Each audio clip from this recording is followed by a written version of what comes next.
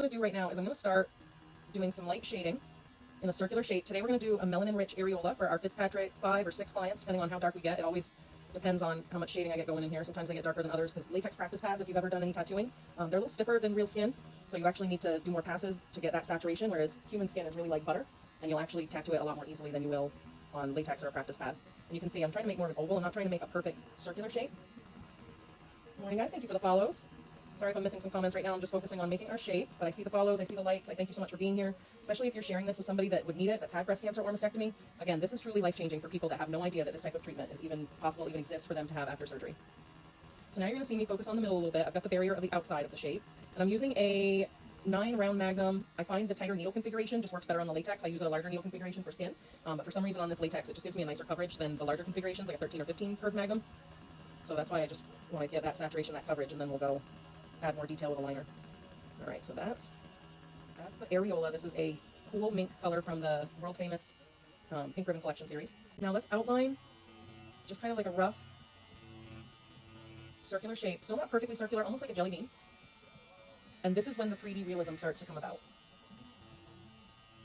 I'm just gonna lightly outline. Okay, so now you've got the shape of where we're gonna have our nipple shortly. The other thing I want to do is just tap, tap, tap.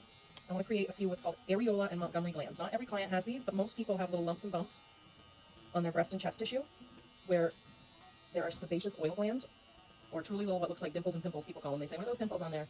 That is called areola and Montgomery glands on the 3D areola, because that's not only what adds texture, but in real life that is a sebaceous oil gland that lubricates the breast or chest tissue so that it doesn't chafe. I'm just going to do a few random little dots where I'm tap, tap, tapping. Tap, tap, tapping some pigment in. I'm just looking for some uneven areas on the latex where it looks like there's already some little lumps and bumps. I am Tracy. I am a paramedical and cosmetic tattoo artist based in Jacksonville, Florida. I also travel to Vermont, where I was born and raised occasionally to see clients up there. And this is what's called 3D areola tattoo. If you've never seen this before, this is a type of paramedical tattoo for those that have had breast cancer, mastectomy, maybe they've had top surgery. So this is a beautiful type of tattoo treatment that really helps people look beyond the scars on their breast and chest tissue after surgery, and just helps them feel more confident in their skin. And instead of looking in the mirror and seeing scars or removed tissue that makes them feel less confident in their body, they truly just look in the mirror and they know what's happened to them, right? We don't ever forget, but they don't have to think about it every single day. They don't have to try to avoid the mirror. So this is why I like to not only go live to keep myself accountable for my practice, but this is a lot of people think about this just for breast cancer, but again, there's now people with top surgery, men get breast cancer as well. And also we need to remember that some people are just not happy with the shape, the color, the size of their breast and chest tissue. So to be able to create a different shape, color, size for people is so important. There's some people, if you see any hearts on my practice pad, there's some people that want hearts because they truly don't want to look in the mirror and just see a traditional nipple. They want to see something a little more fun. So that's normal as well to have clients that want to create something new after looking in the mirror at the same old for several years. Now what you're seeing me doing, when we do 3D areola paramedical tattoo, we need to add all the dark first and all the light at the end. So I'm adding my second brown. I'm going to add a third brown in a second. So I'm adding this second brown as a shadow, not only to my nipple, but beneath my nipple.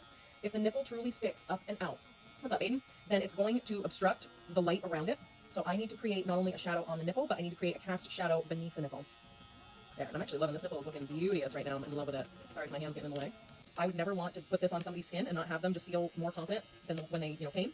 So I think it's really beautiful that there are people out there that let you practice this technique. I did buy those gentlemen their, a tattoo on their arm to make up for their trouble and allowing me to, be assisted by them. That's what they wanted. They agreed. They signed a consent form. I made them. But yeah, that's where I think this type of treatment for a lot of people is so healing. So many people, sadly, are affected by breast cancer and mastectomy, even top surgery. So to be able to give people back the confidence in their skin, that's why I love doing this treatment. So what you're seeing now is the very final step to any tattoo, but especially for our 3D areola tattoo, we had to add all the dark shadow at first.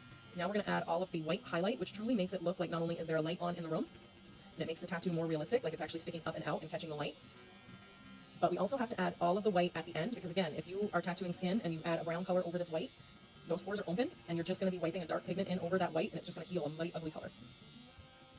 And that's why your tattoo artist also always does white at the very end.